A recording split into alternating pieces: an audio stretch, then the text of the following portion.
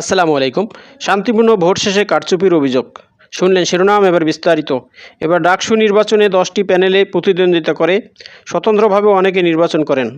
ডাকসুর 28 পদে সব মিলিয়ে প্রার্থী ছিলেন 471 জন, আর 18টি হল সংসদের 234টি পদে প্রার্থী হন 1035 জন। গত 26শে আগস্ট থেকে 7ই সেপ্টেম্বর পর্যন্ত নির্বাচনী প্রচারণে নানা প্রতিশ্রুতি দেন প্রার্থীরা। এবার প্রতিশ্রুতিতেই ক্যাম্পাসে আধিপত্য ও দখলদারির রাজনীতির বিলোপ এবং শিক্ষার্থীদের বিভিন্ন সমস্যা সমাধানের বিষয়টি ছিল। গতকাল সকাল থেকে বিকেল পর্যন্ত ক্যাম্পাসের বিভিন্ন একাডেমিক ও প্রশাসনিক ভবনে স্থাপিত 8টি কেন্দ্রে ভোট দেন শিক্ষার্থীরা। উৎসবমুখর পরিবেশে শান্তিপূর্ণভাবে অনুষ্ঠিত এ নির্বাচনে প্রাথমিক হিসেবে 78% বেশি ভোট পড়ে। গতকাল সকাল 8টা থেকেই ভোট কেন্দ্রগুলোর সামনে ছিল ভোটারদের দীর্ঘ সারি। অনেকে দীর্ঘ সময় দাঁড়িয়ে থেকে ভোটাধিকার প্রয়োগ করেন। ভোটের লাইনে ছাত্রীদেরও ব্যাপক উপস্থিতি দেখা যায়। আবাসিক শিক্ষার্থীদেরও বিপুল উৎসাহে ভোট কেন্দ্রে আসতে দেখা যায়। অবশ্য গতকাল বেলা বাড়ার সঙ্গে সঙ্গে বিভিন্ন প্যানেলের ডাকসু নির্বাচনের প্রার্থীরা আচরণবিধি লঙ্ঘনের পাল্টাপাল্টি অভিযোগ করতে থাকেন। কেউ কেউ পরস্পরের বিরুদ্ধে প্রশাসনের পক্ষপাত থাকার অভিযোগও করেন। ভোট গণনায় কারচুপির অভিযোগ তুলে সন্ধ্যা 7:45টার দিকে টিএসসির কেন্দ্রের সামনে অবস্থান নেন কয়েকটি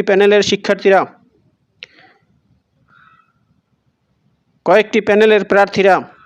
ছাত্রদলের ভিপি প্রার্থীর নেতৃত্বে উত্তেজনা শুরু হলেও পরে তার সঙ্গে স্বতন্ত্র এজিএস প্রার্থী হাসিবুল ইসলাম যোগ দেন।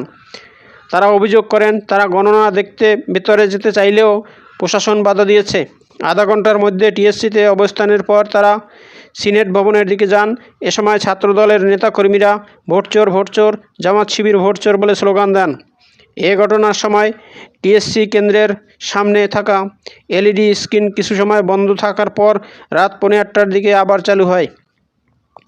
রাত 8টার দিকে university laboratory school and college কেন্দ্রের সামনে ছাত্রদল ও শিবির নেতাকর্মীদের মধ্যে হট্টগোল হয়।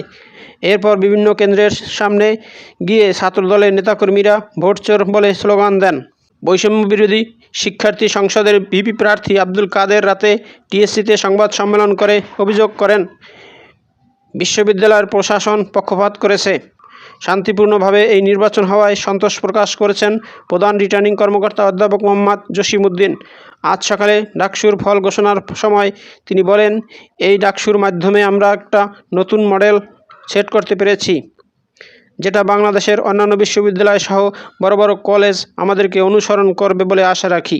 শুনলেন শান্তিপূর্ণ ভোট শেষে কারচুপির অভিযোগ। এ সম্বন্ধে বিস্তারিত। এরকম আপডেট ভিডিও পেতে চাইলে আমার চ্যানেলটি সাবস্ক্রাইব করে রাখুন এবং ভিডিওটি শেয়ার দিয়ে অন্যদের দেখার সুযোগ করে দিন। তো ভালো থাকুন, সুস্থ থাকুন, আবার কথা হবে নতুন কোনো ভিডিওতে। সে পর্যন্ত শুভকামনা রইল। আসসালামু আলাইকুম।